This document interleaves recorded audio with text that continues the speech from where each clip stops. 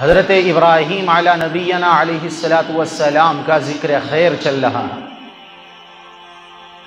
موقع بھی ہے، محل بھی ہے، اس لیے کہ جو ایام چل رہے ہیں وہ ایام حضرت ابراہیم علیہ الصلاۃ والسلام کی قربانیوں کا نتیجہ ہے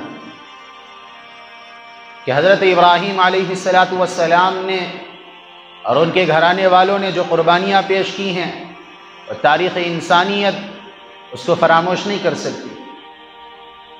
اللہ تعالیٰ نے حضرت ابراہیم علیہ الصلاۃ والسلام کو شہر بابل کی طرف نبی بنا کر بھیجا، پیغمبر بنا کر بھیجا، اور اللہ نے حضرت ابراہیم علیہ الصلاۃ والسلام کو خلیل اللہ کا لقب عطا فرمایا۔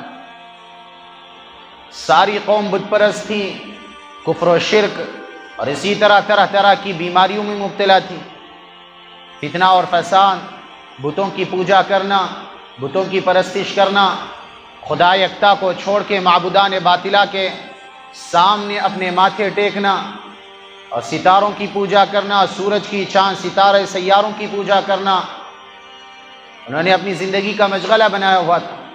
اللہ تعالیٰ نے ایسے ہی اندھیر نگری میں، شرک و بت پرستی کی نگری میں اللہ تعالیٰ نے حضرت ابراہیم علیہ الصلاۃ والسلام کو مبعوث فرمایا کہ جس گھر میں پیدا ہوئے ہیں وہ بت بنانے والے کا گھر تھا، بت فروش کا گھر تھا۔ باقاعدہ بت بنا کے حضرت ابراہیم علیہ الصلاۃ والسلام کے ماتھے کے اوپر، سر کے اوپر رکھ دیتا کہ بھائی جاؤ اس کو بکا کے لاؤ۔ اب یہ جاتے جس گلی میں، جس کوچے میں جاتے کہ بھائی صدا لگاتے کہ بھائی لے لو ایسا معبود جو نہ تمہیں نفع دے سکے نہ نقصان دے سکے۔ بہرحال انہوں نے حضرت ابراہیم علیہ الصلاۃ والسلام نے بتوں کی تحقیر لوگوں کے سامنے بیان کرنا شروع کی تو بتوں کی تحقیر پر لوگ غصہ ہو گئے۔ اپنے بتوں کی تذلیل اور تحقیر پر لوگوں نے باقاعدہ حضرت ابراہیم علیہ الصلاۃ والسلام کے خلاف سازشیں رچنی شروع کر دی، اور انہوں نے ہر طرح سے حضرت ابراہیم علیہ الصلاۃ والسلام نے لوگوں کے سامنے توحید الہی اور توحید باری تعالیٰ کو کھول کھول کر بیان فرمایا، اور جہاں بھی قوم اکٹھا ہوتی وہاں پر یہ پہنچ جاتے اور ان کو طرح طریقے سے سمجھاتے۔ وَلَقَدْ آتَيْنَا إِبْرَاهِيمَ رُشْدَهُ مِن قَبْلُ وَكُنَّا بِهِ عَالِمِينَ۔ اللہ کہتے ہیں کہ ہم نے حضرت ابراہیم کی باقاعدہ پروری، ہم نے تربیت فرمائی تھی۔ ابراہیم رشدہ من قبل وکنا بہ عالمین اذ قال لأبیہ وقومہ ما هذه التماثیل التي انتم لها عاکفون قالوا وجدنا آباءنا لها عابدین۔ جب لوگوں سے حضرت ابراہیم نے پوچھا کہ بھئی جن معبودوں کی تم پوجا کرتے ہو، پرستش کرتے ہو، یہ تم نے کس نے سکھلایا تمہیں؟ کس نے کیا؟ یہ معبود، پتھروں کے معبود، اپنے ہاتھوں سے بنائے ہوئے معبود، ان کے سامنے تم جھکتے ہو، تم نے کس نے بتایا کہ یہ تمہیں تمہارے نفع اور نقصان کے مالک ہیں، تمہیں عزت اور ذلت دے سکتے ہیں اور کامیابی اور کامرانی دے سکتے ہیں؟ اگا بل وجدنا آباءنا لها عابدون، وہ کہنے لگے کہ ہمارے باپ دادا ان کے سامنے جھکتے تھے سو ہم بھی جھکنے لگے ہیں۔ قالوا بل وجدنا آباءنا لها عابدون، اب قرآن کہتا ہے بل وجدنا آباءنا لها عابدون قال لقد كنتم انتم وآباؤكم في ضلال مبين۔ حضرت ابراہیم علیہ السلام نے کہا کہ تم نے اور تمہارے باپ دادا دونوں گمراہ ہوئے ہیں۔ بہرحال خدا یکتا کی عبادت چھوڑ کے ان کی قوم بتوں کی پرستش کرتی۔ اللہ تعالیٰ نے ایسے ماحول میں حضرت ابراہیم علیہ السلام کو بھیجا، انہوں نے لوگوں کے سامنے کھول کھول کر بیان فرمایا، اور دوسرا اپنے خود والد کو نصیحت کی، اننی براء مما تعبدون اذ قال لأبیہ وقومہ۔ انہوں نے باقاعدہ اپنے والد سے شروع کیا کہ ابا جان آپ ایسے معبود کی کیوں عبادت کرتے ہیں جو نہ سن سکے، جو نہ دیکھ سکے، جو نہ نفع اور نقصان کا مالک ہو۔ سورہ مریم کی آیتیں ہیں، وَاذْكُرْ فِي الْكِتَابِ إِبْرَاهِيمَ إِنَّهُ كَانَ صِدِّيقًا نَبِيًّا اذ قال لأبیہ اذ قال۔ قرآن کی اسی طرح ہے کہ جب حضرت ابراہیم نے اپنے باپ سے کہا کہ آپ ایسے معبود کی کیوں عبادت کرتے ہیں جو نفع نہیں دے سکتا، جو نقصان نہیں دے سکتا، آپ ایسے کو کیوں معبود بناتے ہیں؟ اگر حضرت ابراہیم نے یہاں تک کہا کہ اللہ کی طرف سے مجھے یہ امید ہے کہ آپ پر کہیں شیطان کا حملہ نہ ہو اور اللہ کا عذاب آپ کے اوپر نہ آ جائے۔ لا تعبد الشیطان ان الشیطان کان للرحمن عصیا، اے میرے والد آپ اپنے شیطان کی عبادت نہ کریں، کیونکہ شیطان خدا یکتا کا نافرمان ہے۔ لا تعبد الشیطان ان الشیطان کان للرحمن عصیا۔ پھر اس کے بعد بہت ساری ان کی باتیں ہوئی تو حضرت ابراہیم علیہ السلام تھک ہار گئے۔ اب ان کا باپ کہنے لگا قال اراغب انت عن آلہتی یا ابراہیم، کہ تو تذلیل کرنا نہیں چھوڑے گا، ہمارے معبودوں کو برا بھلا کہنا نہیں چھوڑے گا۔ ان آلہتی یا ابراہیم لئن لم تنتہی لارجمنک واہجرنی ملیا۔ اب جب حضرت ابراہیم علیہ السلام تھک ہار گئے تو ان کے باپ نے الٹا ریئیکشن دیا، الٹا جواب دیا کہ تو نہیں مانتا تو میں تجھے پتھروں سے سنسار کر دوں گا۔ اب بیٹے کو باپ کہیں تو کیا حالت ہوگی بیٹے کے اوپر؟ اب بیٹا روشنی بیٹے کو ملی ہو اور اسی طرح اس کو علم ملا ہو، اللہ کی طرف سے رہنمائی ملی ہو، خدا یکتا کی عبادت کرتا ہوں اور اسی طرح ایک اللہ کو مان کر زندگی گزارتا ہو، اور باپ کو سمجھائیں کہ باپ یہ نہ کر یہ نہ کر یہ نہ کر، اور باقاعدہ اس کا خیر خواہ ہو کہ میرا والد ہے، میں اس کا نطفہ ہوں، میں نے اس کے صلب سے میں نے جنم لیا ہے۔ اب وہ باقاعدہ سمجھائیں، اب باپ کا ریاکشن تو میرے معبودوں کی عبادت نہیں کرتا اور میرے معبودوں کو تذلیل کرنا اور تحقیر کرنا نہیں چھوڑتا، لأرجمنک واہجرنی ملیا، تو میں تجھے سنسار کر دوں گا، پتھروں سے مار مار کے ہلاک کر دوں گا۔ اب جب یہ کہا حضرت ابراہیم علیہ السلام کو ان کے والد نے، تو حضرت ابراہیم علیہ السلام نے ان کو کچھ نہیں کہا، صرف چند الفاظ، ایک جملہ، قال سلام علیک، کہ میرے والد آپ کو سلام ہو، میں تو یہاں سے چھوڑ کے جا رہا ہوں، سلام علیک ساستغفر لک ربی انہ کان بی حفیا، میں اپنے رب سے دعا کرتا ہوں کہ اللہ آپ کی مغفرت کرے، اللہ آپ اپنی مغفرت کریں۔ یہ تو ماں باپ کا نبی نے باقاعدہ سکھایا کہ ماں باپ کی قدر و قیمت کیا ہوتی ہے۔ شرک میں مبتلا ہیں، کفر میں مبتلا ہیں، نافرمانی میں مبتلا ہیں، بتوں کی پرستش کرتا ہے، نافرمان ہے، کافر ہے، لیکن پھر بھی ایک لفظ نہیں نکالا کہ ماں باپ کیا چیز ہوتی ہے۔ یہ نبی نے سکھایا، یہ حضرت ابراہیم نے سکھایا باقاعدہ کہ ماں باپ کی قدر و قیمت حضرت ابراہیم علیہ السلام نے امت کے سامنے بتلائی۔ سورہ مریم کی آیت ہیں، صرف چند جملے کہیں، قال سلام علیک، کہ میرے والد آپ کو تو سلام پیش کرتا ہوں، میں کچھ نہیں کہوں گا، آپ والد ہیں میرے۔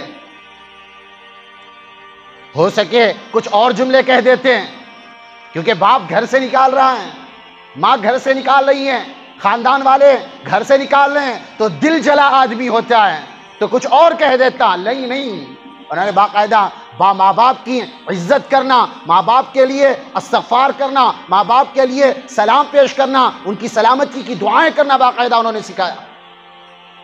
اسی ذیل میں ایک واقعہ ہے کہ آدمی ہے نا، آدمی جب ماں باپ کی عزت کرتا ہے، حسن سلوک کا معاملہ کرتا ہے، جیسے تیسے بھی ماں باپ ہوں۔ ایک کتابوں میں واقعہ لکھا ہے کہ ایک بزرگ کو باقاعدہ اللہ نے ماں باپ کی دعاؤں سے مستجاب الدعا بنا دیا تھا، کہ وہ ہاتھ اٹھائے تو اللہ خالی ہاتھ واپس نہیں لوٹاتا۔ تو کہتے ہیں کہ ایک آدمی نے باقاعدہ ایک اللہ والے کے سن رکھا تھا کہ یہ بڑے اللہ والے ہیں، بڑے پیر ہیں، بڑے مرشد ہیں، بڑے وقت کے بڑے مستجاب الدعا میں ان کا شمار ہوتا ہے، یہ جو بھی دعا کرتے ہیں اللہ پاک ان کی دعاؤں کو قبول فرماتے ہیں، یہ جو بھی اللہ سے کہتے ہیں اللہ فوراً پورا کر دیتے ہیں۔ تو یہ چل پڑا کہ میری بھی کچھ حاجتیں ہیں، میری بھی کچھ ضرورتیں ہیں، کہ میں جاؤں گا ان اللہ والوں سے ملاقات کروں گا اور اپنی حاجتیں ان کے سامنے رکھوں گا، وہ اللہ کے دربار میں میرے حق میں دعا فرمائیں گے، دست دراز ہوں گے، اللہ میری حاجتیں، میرے منو کامنائیں پوری کرے گا۔ اب یہ گئے ان کے پاس، انہوں نے باقاعدہ ملاقاتیں کی، گھر تشریف لے گئے تو دیکھا کہ گھر کے صحن میں بٹھایا تو گھر کے صحن کے کونے میں دو خنزیر بندھے ہوئے ہیں، دو خنزیر بندھے ہوئے ہیں۔ اب ان کے دل میں شک و شبہ پیدا ہوا، یہ تو وقت کا بڑا علامہ ہے، علماء نے تصدیق کی ہے کہ مستجاب الدعا ہیں، لیکن یہ گھر میں سوروں کو پالنا ہے، ارے سوچنے کی بات ہے۔ تو انہوں نے باقاعدہ حضرت سے پوچھ ہی لیا کہ حضرت جی کیا معاملہ ہے، ابھی بٹھایا تھا، بٹھانے کے بعد ذہن میں بات آئی، ابھی انہوں نے اس سے صرف سوالات کیے تھے، یہ فوراً جو اللہ والے تھے اٹھے، اٹھنے کے بعد انہوں نے وہ جو دو سور تھے، جو خنزیر تھے، ان کے سامنے دانہ پانی رکھا اور کھاد رکھی، اور اسی طرح جو بھی دیا جاتا ہے، رزق دیا جاتا ہے، سامنے رکھا، پانی رکھا، اور پھر آ کے بیٹھ گئے اور کہا کہ جی آپ میری بات کا برا نہ مانیے، یہ جو دو خنزیر بدے ہوئے ہیں یہ میرے دو والدین ہیں، اور سے سنیں میری بات، یہ دو میرے والدین ہیں۔ ایک مرتبہ ایسا آیا کہ انہوں نے اللہ کے بارے میں بات ہو رہی تھی، اللہ جل جلالہ کی عظمتوں کے بارے میں، کبریائی کے بارے میں بات ہو رہی تھی، بات کرتے کرتے کرتے ان دونوں کے درمیان جھگڑا ہوا، ایسا جھگڑا ہوا کہ انہوں نے اللہ کے شان میں عجب نمونے کی گستاخی کر دی۔ وہ عجب نمونے کی گستاخی اللہ کو ناپسند آئی تو اللہ نے ان کے چہرے مسخ کر دیے، فوراً دونوں کو خنزیر بنا دیا، خنزیر بنا دیا۔ اور پھر کہتے ہیں اب یہ خنزیر بنے ہوئے میرے گھر میں ہیں، لیکن میں ان کا بیٹا ہوں، ماں باپ تو میرے ہیں، میں ان کی تحقیر نہیں کرنا چاہتا، میں ان کو ذلیل نہیں کرنا چاہتا، باقاعدہ ان کی پرورش کرتا ہوں، میں رکھوالی کرتا ہوں، ان کو دانہ دیتا ہوں، ان کو کھانا اور پانی دیتا ہوں۔ اللہ پاک نے کیا معلوم انہی کی بدولت، ان کی باقاعدہ میں نے حسن سلوک کا معاملہ کیا ہے، اسی وجہ سے اللہ پاک نے مجھے مستجاب الدعا بنا دیا۔ یہ سوچنے والی بات ہے بھائی، سمجھ میں آ رہی میری باتیں؟ سوچنے والی بات ہیں، ماں باپ کو حقیر مت جانے۔ حضرت اویس قرنی رحمت اللہ علیہ ایسے ہی بن گئے، شیخ التابعین ہیں، کبار تابعین میں جن کا شمار ہے، حضور اکرم صلی اللہ علیہ وسلم کا زمانہ پایا، حضور اکرم صلی اللہ علیہ وسلم کا زمانہ پایا، لیکن پھر بھی حضور صلی اللہ علیہ وسلم سے ملاقات کی نوبت نہیں آئی۔ اللہ کے نبی صلی اللہ علیہ وسلم نے حضرت عمر سے اور حضرت علی سے دونوں سے کہا کہ عمر تیرے زمانے میں ایک آدمی آئے گا کہ جس کا نام اویس ہوگا اور یمن کا رہنے والا ہوگا، جس کا قبیلہ مراد ہوگا، اس کی جو شاخ ہوگی وہ قرن ہوگی، وہ جب آئے علی تو عمر تو دونوں مل کے اس سے دعائیں مغفرت کرانا، اپنے لیے دعائیں مغفرت کرانا، کیونکہ جب وہ ہاتھ اٹھاتا ہے اللہ خالی ہاتھ اس کے ہاتھ کو واپس نہیں بھیجتا۔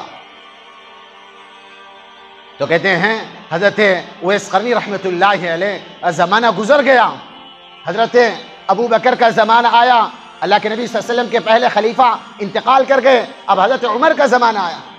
حضرت عمر رضی اللہ عنہ باقاعدہ ہر سال اعلان کرتے تھے، کسی ایک سال میں سارے جتنے بھی حاجی آئے ہوئے ہیں سب کو کھڑا کر دیا حضرت عمر رضی اللہ عنہ، بھائی سارے کھڑے ہو جاؤ۔ جب حضرت عمر رضی اللہ عنہ کے کہنے پر سارے احباب کھڑے ہو گئے تو کہنے لگے کہ بھائی سب بیٹھ جاؤ، صرف یمن والے کھڑے ہو جاؤ۔ اب سارے بیٹھ گئے، یمن والے کھڑے ہو گئے۔ اب جیسے یمن والے کھڑے ہو گئے اور کہا کہ بھائی سارے بیٹھ جاؤ، قبیلہ جو مراد ہے وہ کھڑے رہیں، تو قبیلے مراد کے چند لوگ کھڑے ہوئے، اور پھر انہوں نے کہا کہ بھائی مراد والے بیٹھ جاؤ، جو اس کی شاخ قرن ہے وہ کھڑے ہوئے، تو اس میں سے ایک آدمی کھڑا ہوا اور کہا کہ بھائی تو قرنی ہے؟ جی ہاں میں قرنی ہوں۔ تو اویس کو جانتا ہے؟ اور کہا میں جانتا ہوں، میرا بھتیجا وہ کہاں ہے؟ اور کہا کہ وہاں پر میدان عرفات میں اونٹ چرانے کے لیے گیا ہوا ہے۔ بھائی امیر المؤمنین آپ اس کے بارے میں کیوں پوچھتے ہیں؟ اور کہا کہ وہ کیوں پوچھتے ہیں، وہ تو پاگل ہے۔ تو حضرت امیر المؤمنین عمر بن خطاب رضی اللہ عنہ نے کہا کہ تو پاگل ہے، تیری جو مت ماری گئی ہیں۔ ہمارے نبی نے کہا کہ اویس جب ہاتھ اٹھاتا ہے اللہ اس کے باقاعدہ ہاتھ کو قبول فرماتے ہیں، اس کی دعاؤں کو قبول فرماتے ہیں، اس کو مستجاب الدعا بناتے ہیں، اس کو مستجاب الدعا اللہ پاک نے بنا دیا ہے۔ اور کہا کہ بھائی وہ کہاں ہے؟ وہاں پر اونٹ چڑھا رہا ہے۔ اب حضرت عمر رضی اللہ عنہ حضرت علی رضی اللہ عنہ کو ساتھ لے کے فوراً نکلے، گھوڑے پر سوار دوڑاتے ہوئے سیدھا میدان عرفات پہنچے، دیکھا کہ ایک صاحب کھڑے ہوئے ہیں، نیت باندھی ہوئی ہیں، نماز کی نیت، اور پھر ان کے بغل میں اونٹ چر رہے ہیں، بغل میں اونٹ چر رہے ہیں۔ اب یہ آ کے پیچھے بیٹھ گئے حضرت عمر رضی اللہ عنہ، اور اسی طرح حضرت علی رضی اللہ عنہ پیچھے آ کے بیٹھ گئے۔ انہوں نے محسوس کیا کہ کوئی صاحب آ کے پیچھے بیٹھے ہیں، نماز مختصر کر دی، سلام پھیر دیا اور فوراً پیچھے مڑے، کہا کہ بھائی کون ہو؟ حضرت عمر نے کہا کون ہو؟ انہوں نے کہا کہ میں اللہ کا بندہ ہوں۔ کس نے کہا؟ حضرت اویس قرنی رحمۃ اللہ نے کہا کہ میں اللہ کا بندہ ہوں۔ اور کہا کہ بھائی کہاں سے آئے ہو؟ اللہ کی زمین ہے۔ پھر اس کے بعد حضرت عمر رضی اللہ عنہ نے کہا کہ وہ نام بتاؤ جو تمہاری ماں نے تمہارے والد نے رکھا، اور کہا کہ آپ میری انکوائری کیوں کر رہے ہو، میری انکوائری کیوں کر رہے ہو؟ اور کہا حضرت علی نے، یہ امیر المؤمنین حضرت عمر بن خطاب ہیں، میں علی ابن ابی طالب ہوں۔ تو انہوں نے فوراً اللہ کے نبی صلی اللہ علیہ وسلم کے خلیفہ حضرت عمر بن خطاب رضی اللہ عنہ کے ہاتھ چومے، ماتھا چوما، معافی کی درخواست کی کہ امیر المؤمنین مجھے نہیں پتا تھا کہ آپ عمر بن خطاب ہیں، آپ علی ابن ابی طالب ہیں، آپ بتائیں کیا خدمت ہے؟ تو حضرت امیر المؤمنین حضرت عمر بن خطاب نے کہا کہ بھئی ہاتھ اٹھا، تو ہمارے دونوں کے حق میں ہاتھ اٹھا۔ ہمارے نبی نے کہا ہے کہ ہمارے نبی نے یہ بات کہی ہے کہ اویس جب ہاتھ اٹھاتا ہے اللہ کے دربار میں، اللہ پاک اس کے ہاتھوں کو خالی ہاتھ نہیں لوٹاتے، تو ہمارے لیے مغفرت کی بھیک مانگ اللہ کے دربار میں۔ میرے بھائی کتنا بڑا مقام مرتبہ ہوگا۔ اور ایک بات میں بتاؤں، حضرت اویس قرنی جیسے ساری دنیا بھر دی جائے، لیکن حضرت عمر بن خطاب کا جو بدن کا بال ہے اس کا مقابلہ نہیں کر سکتے۔ کر سکتے ہیں بھائی؟ صحابی ہوتا ہے، تابعی ہوتا ہے، صحابی کا درجہ بہت اونچا ہے، لیکن حضرت رسول اللہ صلی اللہ علیہ وسلم نے حضرت عمر رضی اللہ عنہ کو یہ سبق سکھلانا تھا کہ ہاں، ماں کی جو دعائیں ہیں وہ باقاعدہ عرشوں تک جاتی ہیں، ان کا مقام مرتبہ اونچا ہو جاتا ہے۔ ان کے پیچھے ماں کی خدمت تھی، وہ باقاعدہ ماں کو نوالے بنا کے کھلاتے تھے، سر میں تیل کرتے ہیں اور کنگھی کرتے ہیں، ان کی خدمت کرتے ہیں، لیکن نبی کی زیارت نصیب نہیں ہوئی، ماں کی خدمت میں لگ گئے، نبی کا انتقال ہو چکا۔ اور ایک عجب بات بتاؤں میں، جب قیامت کے دن حضرت رسول اللہ صلی اللہ علیہ وسلم کا فرمان ہے، جنت والے جنت میں جا رہے ہوں گے، جہنم والے جہنم میں جا رہے ہوں گے، جنت والے چلے گئے جنت میں، جہنم والے کی لائن بنی ہوگی، ایک تو کافر ہے اور ایک فاسق ہے۔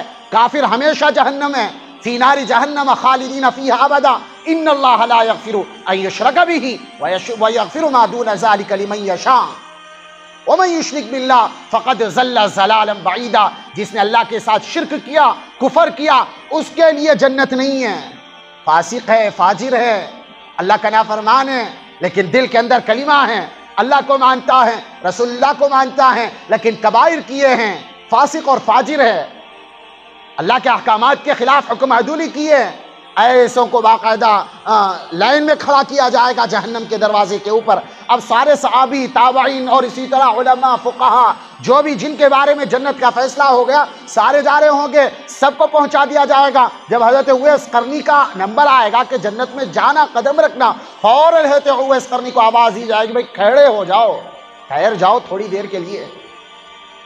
حضرت اویس قرنی رحمۃ اللہ علیہ کھڑے ہوں گے، پیچھے مڑ کے دیکھیں گے، اللہ کی طرف سے اعلان ہوگا کہ دیکھو یہ جہنمی ہیں، یہ سارے فاسق و فاجر ہیں، یہ امت کے بڑے بڑے گناہگار ہیں۔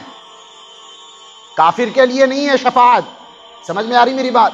کافر کے لیے نہیں ہے شفاعت، فاسق و فاجر ہیں ایسے آدمی کہ جن کے اوپر جہنم واجب ہو چکی تھی لیکن ایمان والا ہے، زندگی میں کبھی اس نے کلمہ پڑھا ہے، سجدہ کیا ہے، اپنے کچھ غلط اعمال کی وجہ سے فسق و فجور میں مبتلا ہو کے جہنم کا مستحق ہو گیا تھا، لائن لگی ہوئی ہے۔ اللہ رب العزت کی طرف سے اعلان ہوگا کہ اویس کو روک لیا جائے۔ اویس کو جب روک لیا جائے گا، اللہ کی طرف سے اعلان ہوگا، اویس یہ سامنے سارے جہنمی کھڑے ہوئے ہیں، جس کی طرف تیری انگلی اٹھے گی، ہزار ہوں، لاکھ ہوں، کروڑ ہوں، جس طرف بھی تیری انگلی اٹھے گی، تیری شفاعت کے بدولت، تیری انگلی اٹھنے کے بدولت سب کو میں جنت میں ڈال دوں گا اٹھا کے۔ میرے بھائی یہ ماں کی خدمت ہے۔ نبی نے سکھایا کہ باپ کافر بھی ہو تو باپ کو کچھ بلا نہیں کہا جا سکتا۔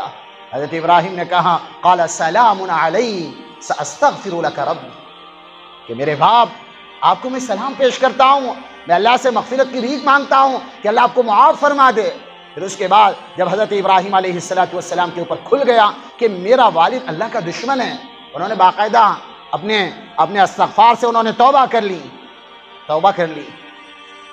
بہرحال حضرت ابراہیم علیہ السلام نے اپنی قوم کو بڑا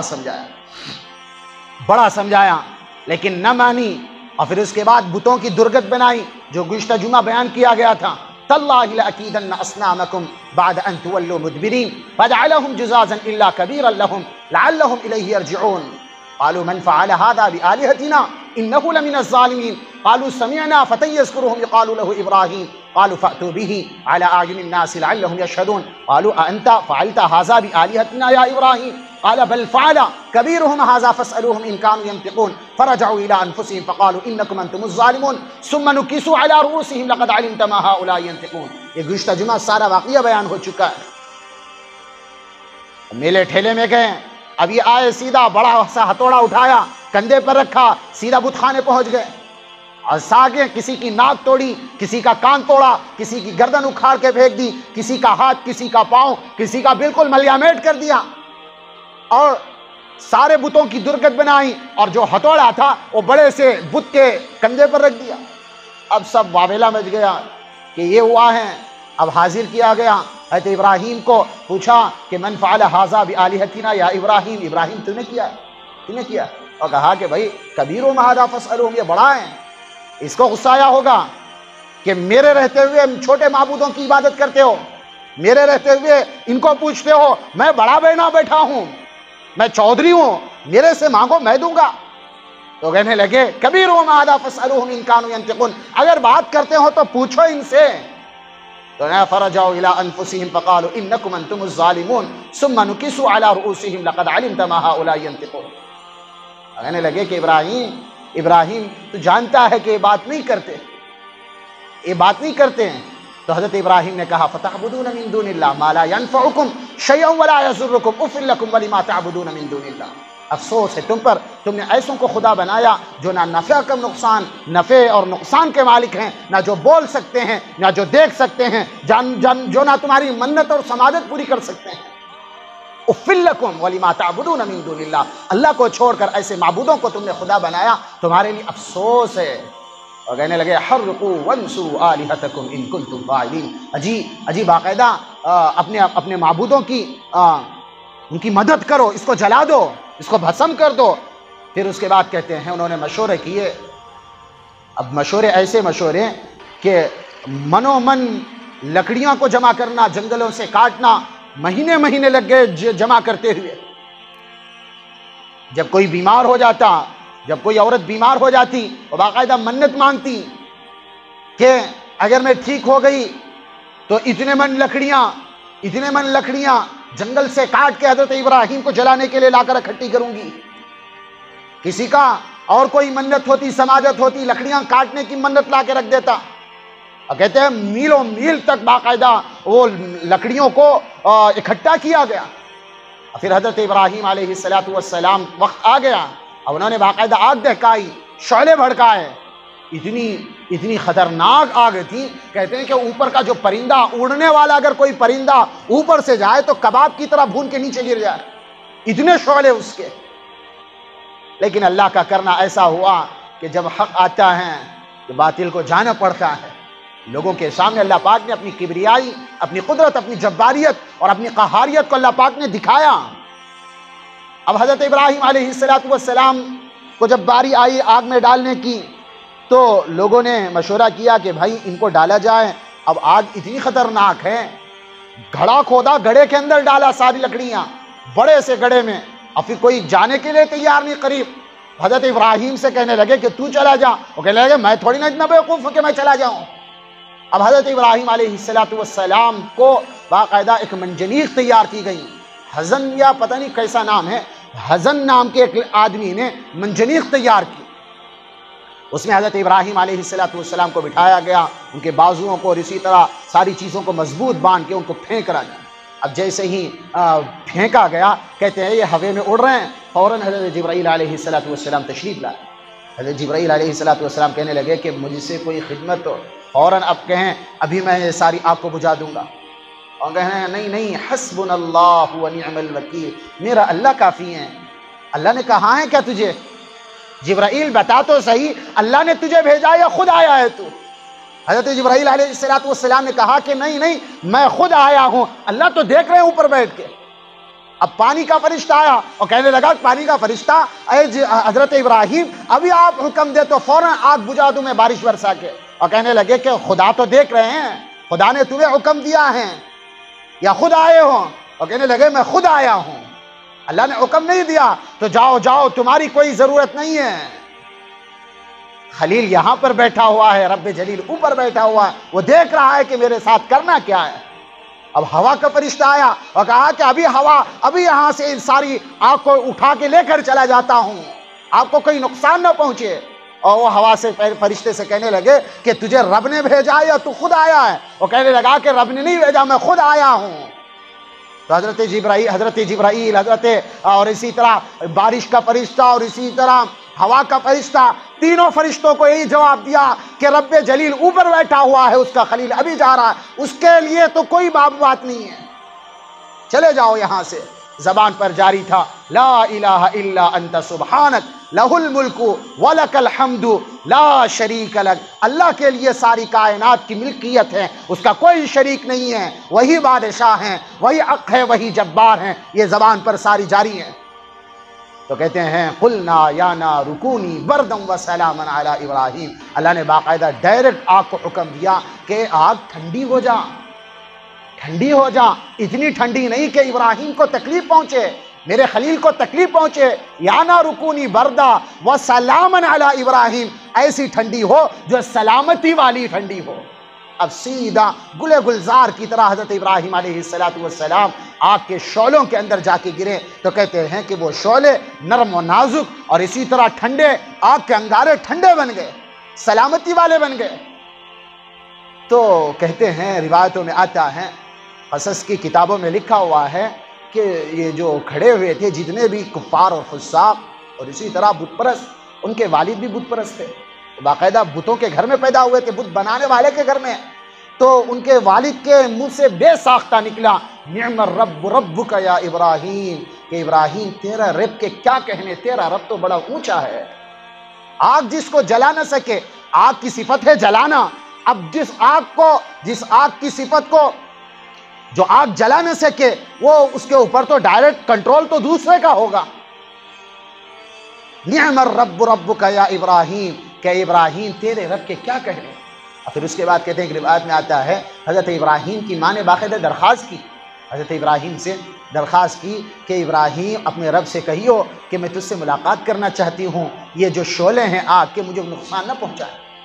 انہوں نے اللہ سے دعا کی کہ میری والدہ کو کچھ نہ ہو جائے، اللہ نے دعا قبول فرمائی۔ فوراً حضرت ابراہیم علیہ السلام کی والدہ بے تحاشا آگ میں کود گئی اور سیدھا اپنے بیٹے کو آ کے ماتھا چوما اور اسی طرح معانقہ کیا، ہاتھ چومے اور پھر تھوڑی دیر وہاں پر قیام کیا اور چلی گئی، آگ میں ان کو بھی نہیں چھوا۔ جو اللہ کا ہو جاتا ہے اللہ اس کا ہو جاتا ہے، من کان للہ کان اللہ لہ، جو اللہ کا ہو گیا اللہ اس کا ہو گیا، بشرطے کہ آدمی سوچے کہ مجھے رب کے حکموں کا پابند بن کے زندگی گزارنا ہے، پھر اللہ کی رحمتیں بھی اتریں گی، پھر اللہ کی طرف سے برکتیں بھی اتریں گی، اللہ کی طرف سے خیر اور عافیت بھی نازل ہوگی۔ نمازوں کی پابندی نہیں، ذکر کی پابندی نہیں، قرآن کی تلاوت نہیں ہے اور زندگی میں نیک اعمال نہیں ہے اور سمجھتے ہیں کہ کامیاب ہو جائیں گے، اور کیسے کامیاب ہوں گے بھائی؟ ایک وقت فجر کی نماز نہیں پڑھتا، ظہر کی نماز نہیں پڑھتا، عصر یاد نہیں، عصر بسر گیا، مغرب اور اسی طرح عشاء سارے بازار کی نظر ہو گئی اور فجر میں گدوں کی ساتھ سویا رہا، تو میرے بھائی کامیابی کہاں سے ملے گی؟ کون سے منہ سے برکت والی روزی لینے کے لیے اللہ کے دربار میں جائے گا؟ کون سے منہ سے اللہ سے مانگنے کے لیے جائے گا؟ جو بندہ فجر کی نماز چھوڑ کے سو جائے اور سمجھے کہ باقاعدہ برکت والی روزی اترے گی، کہاں سے اترے گی؟ اللہ کے نبی نے کہا نوم الصبح یمنع الرزق، صبح کے وقت کا سونا رزق کو روک دیتا ہے۔ اب جب آدمی خود 9 بجے اٹھے، 8 بجے اٹھے، 10 بجے اٹھے، گدوں کی طرح سویا ہوا ہو، چوپایوں کی طرح سویا ہوا ہو اور اسے اس کے ناک سے، اس کے آنکھوں سے سینگ نکل رہا ہو، گند نکل رہی ہو اور اللہ کا مجرم بن کر اٹھ رہا ہو، تو اللہ پاک اس کو برکت والی روزی دیں گے؟ نہیں دے سکتے۔ اس لیے اپنے آپ کو پابند بنائیں، روزی کے مسئلے آسان ہوں گے۔ یہ حضرت ابراہیم کی جو قربانیاں ہیں یہ بہت بڑی اونچی قربانیاں ہیں، یہ امت تک پہنچانے کی قربانیاں ہیں کہ حضرت ابراہیم نے باقاعدہ یہ اللہ کو راضی کرنے کے لیے بڑی بڑی قربانیوں سے اپنے آپ کو نکالا ہے، بڑی بڑی قربانیوں میں کامیاب ہوئے ہیں، بڑے بڑے امتحانات میں پاس ہوئے ہیں۔ پھر اس کے بعد کہتے ہیں کہ حضرت ابراہیم علیہ السلام اب آگ کا بھی ہو گیا، بتوں کو بھی توڑ دیا، آگ بھی ہو گیا، باپ نے بھی گھر سے نکلنے کا فیصلہ کر دیا۔ اب کہتے ہیں بیوی تو تھی حضرت سارہ، اب یہ جو بادشاہ ہیں نمرود کے زمانے میں پیدا ہوئے تھے، نمرود کے زمانے میں حضرت ابراہیم علیہ السلام کی جو خبر تھی یہ ساری پھیل گئی، چار جانب آگ نہ جلا سکی اس کو، اس کا رب کتنا خوبصورت ہوگا، اس کا رب کتنا بڑا اونچا ہوگا، کتنی بڑی قدرتوں والا ہوگا۔ اب یہ مرچی لگی معبود کس کو؟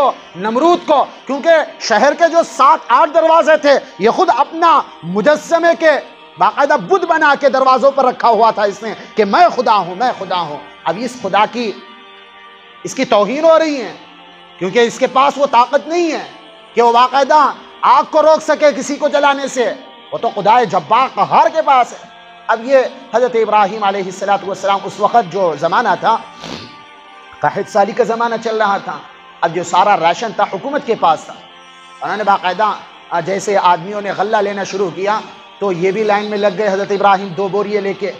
اب وہاں پر دیکھ لیا نمرود نے، اب ان سے باقاعدہ دربار میں حاضری چاہی، حضرت ابراہیم علیہ السلام کی دربار میں حاضری چاہی۔ اب حضرت ابراہیم علیہ السلام چلے گئے اور کہا کہ بڑے بڑے عجیب عجیب سوالات کرنے شروع کیے۔ قرآن کہتا ہے الم تر الی الذی حاج ابراہیم فی ربہ ان آتاہ اللہ الملک اذ قال ابراہیم ربی الذی یحیی و یمیت قال انا احیی و امیت۔ تو انہوں نے کہا کہ بھائی تیرا معبود کیسا معبود ہے؟ حاج ابراہیم فی ربہ ان آتاہ اللہ الملک اذ قال ابراہیم ربی الذی یحیی و یمیت۔ حضرت ابراہیم نے کہا کہ میرا معبود وہ ہے جو مارتا بھی ہے اور زندہ بھی کرتا ہے، مارتا بھی ہے اور زندہ بھی کرتا ہے، لوگ مر جاتے ہیں، موت آ جاتی ہے، اللہ مارنے والا ہے لوگوں کے، اور اسی طرح پیٹ سے عورتوں کے پیٹ سے زندے بچوں کو باقاعدہ جنم دیتا ہے اللہ پاک زندوں کو، اور اسی طرح کچھ بھی نہیں تھا اللہ پاک نے کر دیا۔ هل اتى على الانسان حين من الدهر لم يكن شيئا مذكورا، انسان اس وقت کو یاد کر جب تیری کوئی حقیقت نہیں تھی، اللہ پاک نے تجھے حقیقت والا بنایا، اللہ زندہ کرتے ہیں۔ حضرت ابراہیم نے دلیل رکھی تو اس نے کہا کہ میں بھی مارتا ہوں، میں بھی جلاتا ہوں، قال انا احیی و امیت، میں بھی مارتا ہوں، میں بھی جلاتا ہوں۔ 2 قیدیوں کو بلایا، دونوں کے بارے میں فیصلہ تھا کہ ان کو باقاعدہ ان کی گردن مارنی ہے، سولی پر لٹکانا ہے، ایک کو کہہ دیا کہ تو آزاد ہے، ایک کو مروا دیا۔ تو یہ کوئی عقل میں آنے والی بات ہے؟ ایک کو مروا دیا، ایک کو چھوڑ دیا۔ وہ یہ سمجھ رہا ہے کہ زندگی کا میں بھی مالک ہوں، جس کے بارے میں فیصلہ کر دوں کہ میں اس کو مار بھی سکتا ہوں، اس کو چھوڑ بھی سکتا ہوں۔ تو حضرت ابراہیم نے کہا کہ یہ بیوقوف ہے۔ انہوں نے پھر فاتی من المغرب ایسے کچھ قرآن کی آیتیں ہیں کہ بھائی تو میرا اللہ تو مشرق سے سورج نکالتا ہے، تو مغرب سے سورج نکال کے دکھا۔ فبہت الذی کفر، وہ تو حیران رہ گیا، انسان کے بس میں تھوڑی نہ ہے کہ مشرق اور مغرب سے سورج نکال کے دکھائے۔ مشرق سے سورج نکالنا اور مغرب میں ڈبونا اور پھر مغرب سے لے جا کے پھر مشرق سے نکالنا، یہ اللہ کے ہاتھ میں ہے۔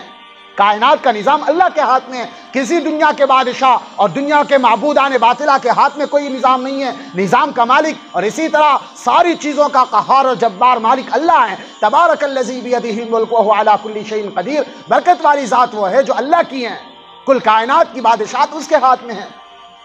اب جیسے ہی یہ ساری باتیں ہوئی تو وہ فبہت الذی کفر، وہ حیران رہ گیا، میرے ہاتھ میں کچھ نہیں ہے، اب خاموش ہو گیا۔ اب وہ کہتے ہیں اور زیادہ غصہ ہو گیا۔ اب حضرت ابراہیم علیہ السلام 2 بوریے لے کے آئے تھے، اور 2 بوریے لے کے جب جیسے ہی لائن میں لگے رہے، ان کے جو کارندے تھے ان کو منع کر دیا کہ اس کو ایک دانہ نہیں دینا ہے، حضرت ابراہیم کو ایک دانہ اناج نہیں دینا۔ اب وہ واپس چلے گئے، انکار کر دیا۔ اب جاتے جاتے اب گھر کے قریب ہی ایک جگہ ریت یا مٹی کے تودے پڑے ہوئے تھے، تو انہوں نے اب گھر والوں کو کچھ نہ کچھ تو دکھانا ہے، ساری مٹی یا ریت بھر لی انہوں نے۔ اب سیدھا اپنے پیٹھ پر رکھ کر لے کر گئے اور جا کے انہوں نے گھر کے کونے میں وہ 2 بوریے جو مٹی کے تھے اور رکھ دیے، تھوڑی دیر آرام کرنے سو گئے۔ اب کہتے ہیں اب جب یہ اٹھے ہیں تو حضرت سارہ نے باقاعدہ بہترین طریقے کی روٹی پکائی، کھانے پکائے، اچھے اچھے کھانے پکائے۔ اب یہ اٹھ کے دیکھ رہے ہیں کہ بھئی کہاں سے آیا، اور کہا کہ آپ نے تو باقاعدہ جو اناج لے کر آئے ہیں اس سے میں نے باقاعدہ اس کو پیسا ہے، پیس کے میں نے روٹیاں بنائی ہیں، اور سمجھ گئے کہ اللہ کی طرف سے مجھے پاکیزہ رزق عطا ہوا ہے، میں مٹی بھر کر لایا تھا، مجھے اللہ پاک نے اناج کی بوری عطا فرمائی ہے۔ میرے بھائیو، عزت والی زندگی چاہتے ہو تو اللہ کے حساب میں جھکنا پڑے گا۔ من کان للہ کان اللہ لہ، جو اللہ کا ہو جاتا ہے اللہ اس کا ہو جاتا ہے۔ پھر اس کے بعد انشاءاللہ وقت زیادہ نہیں ہے، اگلے جمعہ نمرود کی ہلاکت کا جو مچھروں نے، حالانکہ گزشتہ جمعہ بات آئی تھی کہ مچھروں کا جو مقابلہ ہوا تھا نمرود کے ساتھ، اس ٹاپک پر بات ہوگی، بہت سارے واقعات رہ گئے تھے درمیان میں، تو انشاءاللہ وہ مکمل ہوئے ہیں۔ اگلے جمعہ انشاءاللہ نمرود کی بادشاہت کی جو تباہی ہوئی ہیں اور مچھروں نے ان کو کاٹ کاٹ کے ان کی فوجیوں کا خون چوس لیا، ہڈیاں بالکل سفید کر دیں، یہ ان واقعات کے اوپر انشاءاللہ اگلے جمعہ بات کی جائے گی۔ اللہ پاک مجھے اور آپ کو عمل کی توفیق عطا فرمائے، خیر و عافیت کا معاملہ فرمائے، کہا سنا اللہ پاک اپنی بارگاہ میں قبول فرمائے۔